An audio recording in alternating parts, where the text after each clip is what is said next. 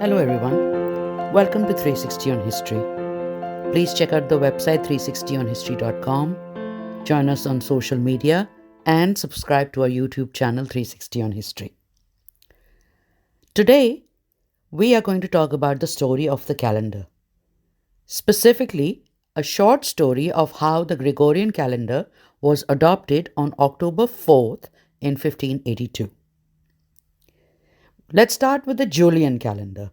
This was proposed by Julius Caesar in 46 BC and was put into use on January 1st, 45 BC. It was very close to the actual length of the year, but still was found to drift a little bit, leaving almost a day in a period of 128 years because it was 365.25 days long. So by 1582, it had drifted a full 10 days from the actual date. Pope Gregory XIII introduced the Gregorian calendar in 1582 via a papal bull because the Julian calendar was becoming inaccurate, especially in the calculation of the date of Easter, which was moving away from the spring equinox on March 21st. The move to reform it had started in the reign of Pope Paul III in 1545. 10 days were omitted from the Julian calendar, and the day following October 4th, the day on which the Gregorian calendar was adopted, was October 15th in 1582. It made the average year 365.2425 days long. That is 10.8 minutes shorter than the Julian calendar, approximating the 365.2422 day tropical year based on the Earth's revolution around the Sun. The Julian calendar included an extra day in February every 4 years, which is the leap year.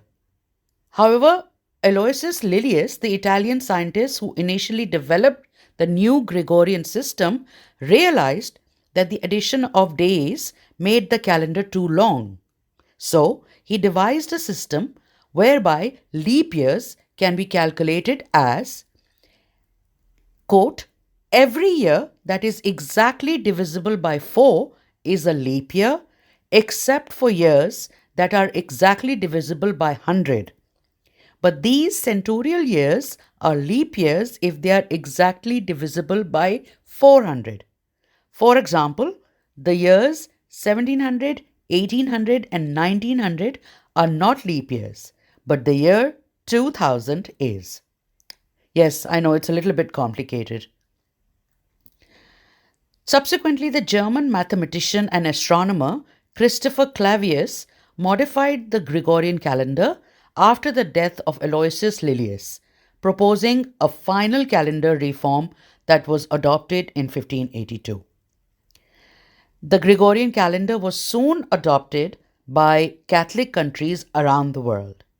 However, initially there were issues with its adoption elsewhere, with Protestants rejecting it because they considered it a papal plot to silence their movement.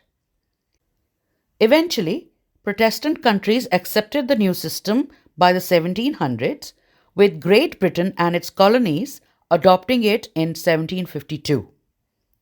Before this, the English New Year began on March 25th, which is Lady Day or the Feast of the Annunciation that commemorates the visit of the Archangel Gabriel to the Virgin Mary, because this carried more religious significance.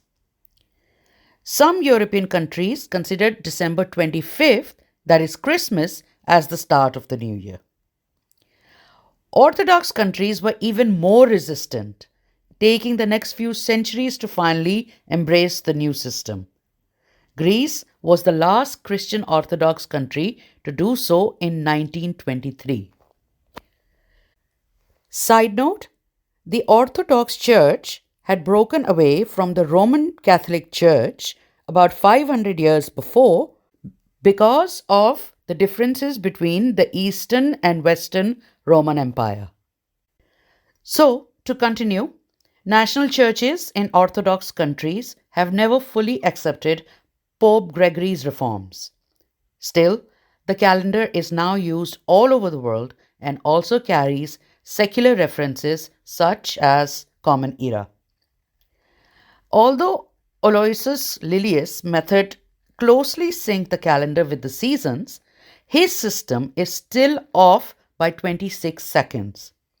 This means that since its introduction in 1582, there has been a discrepancy of several hours, with the result that the Gregorian calendar will be a full day ahead of the solar year by the year 4909. Fascinating, isn't it? Thank you for joining me on 360 on History. See you next time.